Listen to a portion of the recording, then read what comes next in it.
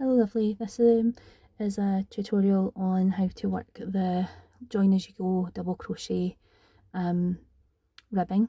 Let me show you. So this is based on my Cairngorm pattern, which is a vest, like a tank top or a grandad vest, and it's using a granny style stitch cluster. For the ribbing, I like to cut out steps that I don't need to do.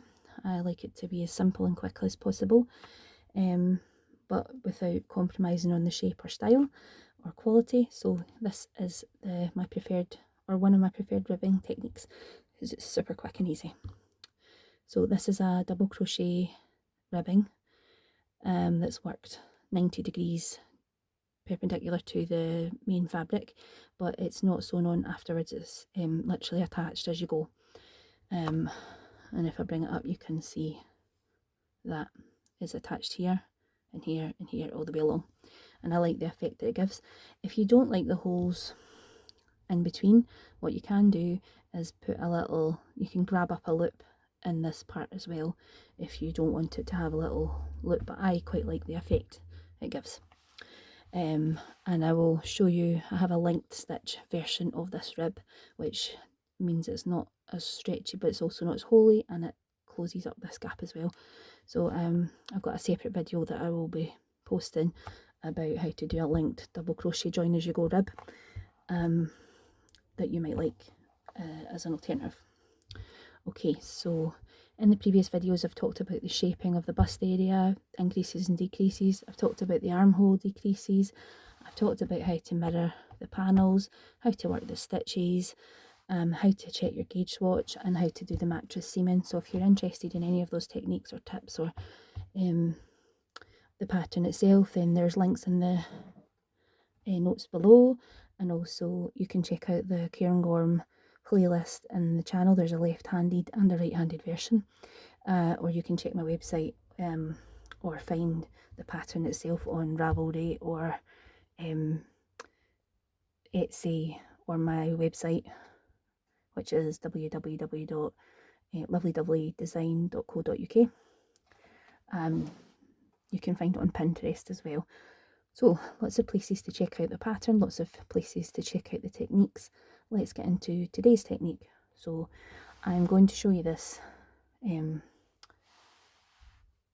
how to work this stitch. I'll show you on a sample, because obviously it's quite bulky and tricky to show you on a full pattern, a full garment pattern. So I'm going to just have a little sample, like a little doll size sample, to show you just how to work the technique. It's not going to be an effectively, it's not going to be a finished garment, if you like. It's just a little sort of swatch that shows the techniques on it. Okay, so the main thing I want to talk about with the ribbing, as well as obviously how it should sit and how it should look, is that I would drop a hook size when you're doing the ribbing, because you don't want the ribbing to be looser than your main garment. The ribbing is there to keep it nice and fitted, so there's nothing really worse than having a really loose, baggy, saggy rib band, waistband, cuffing, neckline, armhole, etc. So I would definitely do a little swatch of your ribbing as well as the main garment, just to see how it's going to sit, and adjust your crochet hooks accordingly. I've dropped one hook size for this ribbing, so I used, I think it was 5.5 for the main garment and then 5 for the ribbing. So, but you would need to judge it from your own tension how it's sitting. The other thing to talk about with this is the V-neck shape. Obviously if you were doing a crew neck, if you were just making it round, then you just work all the way around and sort of seam it at the end. But when it's a V-neck, it's just, you don't want any clutter. You don't want any bulk or clutter or puckering at the V shape, because obviously your eye would be drawn to this point. So on this particular pattern, I still start at the front and then work all the way round and then back, and then we have a join here. Now if you're left or right handed, then basically your join will either be in this side or this side, but it doesn't really matter what side it's on, it's just how you work it. What does matter is that you start at the correct point and you finish at the correct point according to your direction that you're working, and that it looks quite seamless. That's what we're aiming for. Just be careful as well of making the neckline too tight, because remember it's still got to fit your neck. So just be mindful of that. Okay, so that's what I've got to say. Oh, and you would work the neckline similarly to the way you would work the armhole. As you can see, I've not done the armhole on this one yet. The only difference is obviously the V-neck part ending and start. So the armhole ends and starts just like the waistband, where it's got some seaming at the end where you can't really tell. So that's the main difference. So let's get started. Okay, so to make the neckline, to make the V-neck ribbing for the neckline, we do similar to the ribbing of the waistband, but it's just got a little bit of a difference in the start and the finish, and also because we're not working into the top of a stitch, we're working into the sides of stitches. We've just got to be mindful of not using an entire stitch, because that would be so thick it would make it bulky. So you just need to catch a loop of a stitch instead. Okay, so let's get started. What we're going to do first of all is we're going to work a single crochet up the side of the stitch. Okay, so we're going to go 1, but just catching a loop, not the whole stitch, and then 2, and then 3 into the side, just the next loop that you can see, and then 4. I'm just going to do 4. I think that will be enough, like that. And then what we're going to do is, instead of chain 2, we're going to chain 3, because we don't want to make the front too tight. We need a space for it to rest with at the end. So this is the start, but it's also the end. So we're going to chain 1, 2, 3, and then we'll turn. This is the thickness of the neckline it's going to be. So again, we're going to, the chain 3 counts as the first stitch. So into the second stitch, we're going to go back loop only, double crochet, and then number 3, back loop double only, back loop double crochet only, and then into the last one again, back loop. It's quite tricky to get into this one. Oops, just go into there. Oops, there we go. Double crochet. Now if I turn it the right way around, you'll be able to see better. With just ignore the tail. I'm going to ignore the tail just now so that you can see better. With this one, we're going to slip stitch into here, into the front. Okay, so same as before, we're going to skip a bit. We want to make sure it's sitting neatly. So what I'm going to do is go into, oops, you could work a row of single crochets all the way around if you prefer, but I'm not going to do that today. So match it up, and then I'm going to slip stitch into a little loop of the side of the stitch, like that. Okay, now I am going to slip stitch up the side of the neckline, but again, remember what I said about not wanting to do an entire stitch. It's too thick. You just want to catch a little loop from the stitch. So you could do a single crochet if you wanted. So 1, 2, and then 3.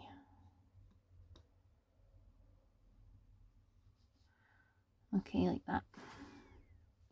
Now I'm not doing 4, I'm only doing 3.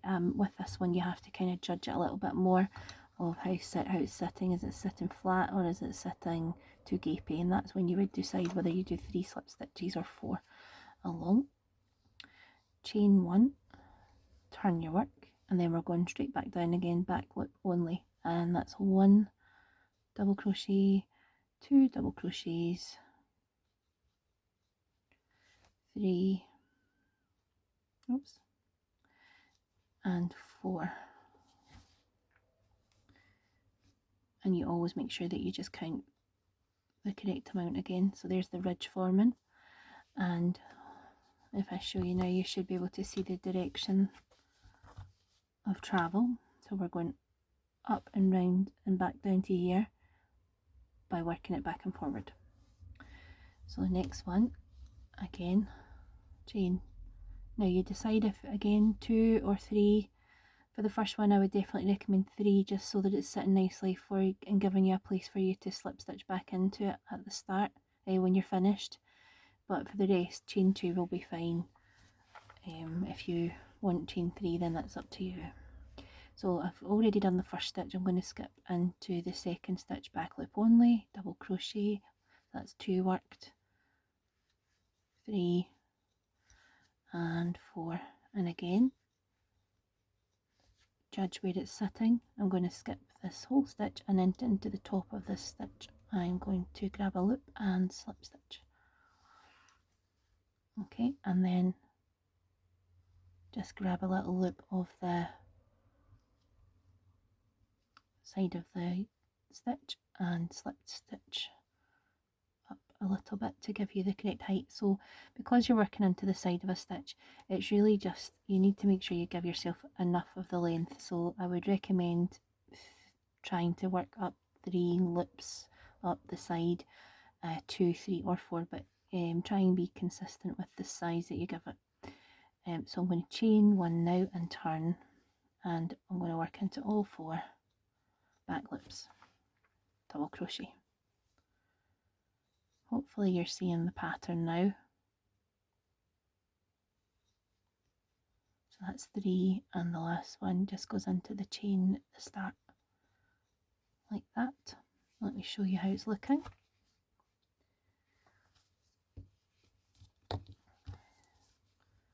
So you can see that with what we worked up, down, up, down, up, down, up. So we're here, and we're going to work that all the way around till we get back to this point.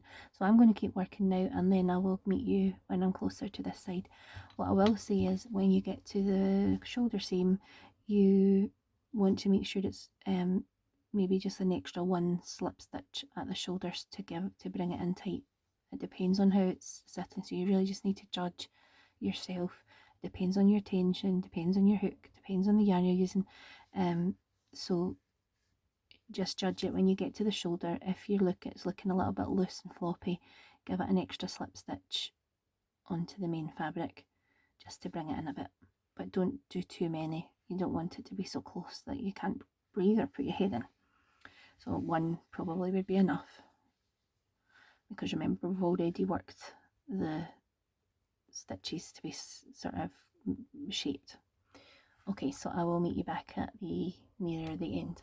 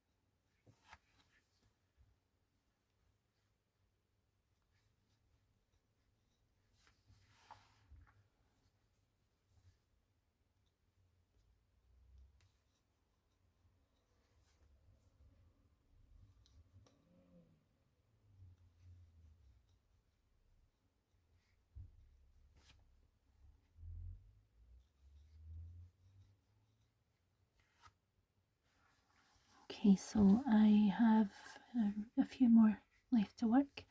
As you can see, I've worked around, and I just, when I came to the side seam, I just skipped into it. Just kind of judge. With this technique, you've got to kind of feel where it's sitting nicely or where it's too puckered or where it's not loose enough. But you get the feel for it. Okay, so I've chained 3, so and again in the neckline I wouldn't chain 4, I would chain 3, but again judge it by how it's sitting for each of the columns.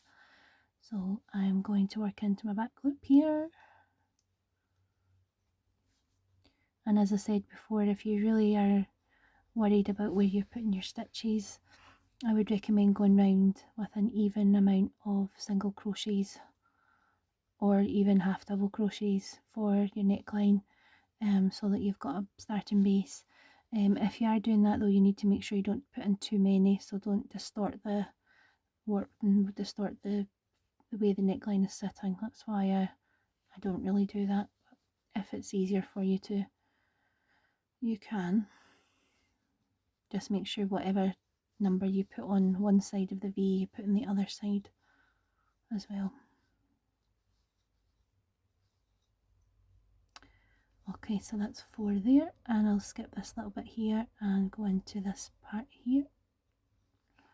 If I can just check, yep, that's sitting nicely. And I'm going to slip stitch into this one here. Remember, just a loop, not an entire stitch, just into a little bit of the fibre.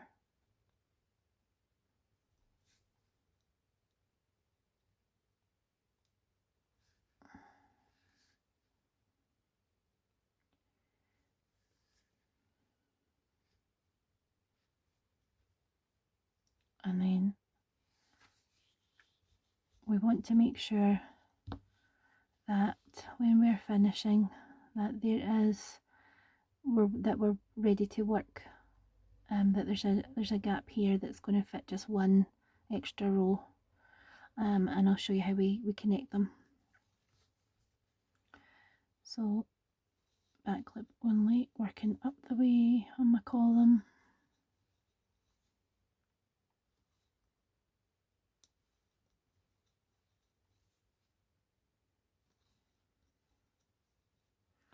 Chain 2, turn my work, skip the first one because I've already done my chain, into the second back loop only. Remember, it's 4 each time for this particular sample, but you judge how many you're doing. I wouldn't do any more than 6, not for the neckline. 4 is probably enough, so you do 5 or 6 at the max. Okay, so I'm going to skip that one and this one, and then just before I get to this one I'm going to slip stitch in here. Okay, so now I've worked my way down. I want to close it off. I've got this little gap here and it's going to sit nicely like this. So what I'm going to do is I'm going to turn it inside out, just the same as what we did in the waistband. And again, you could sew this with a darning needle if you wanted. I am going to just match them up. So what I want to do is match the edge that I finished with the first row of the first column that I started with, like this. Put them together like this, and then you can, in fact what I'll do is I will use my tapestry needle for this so you can see, if I can find my tapestry needle, there it is, so that you can see both of the techniques, because I've already done the slip stitch technique, so it's really up to you what type of finishing seaming you do. I'll just snip this here. So I'm going to pull this through, and then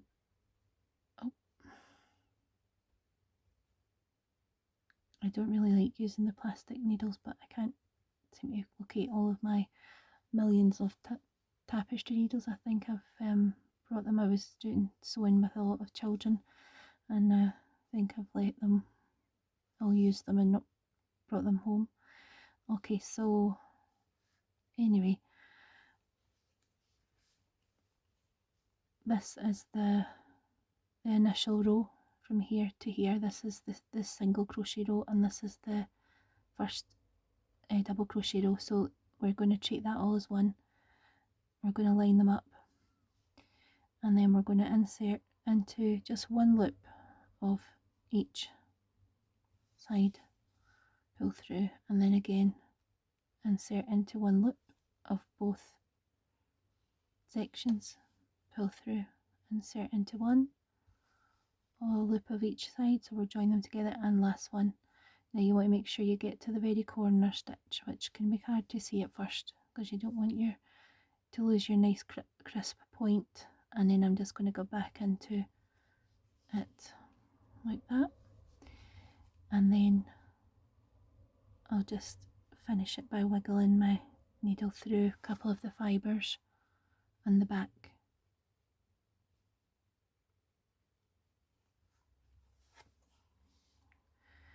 And what I might even do is go down to this one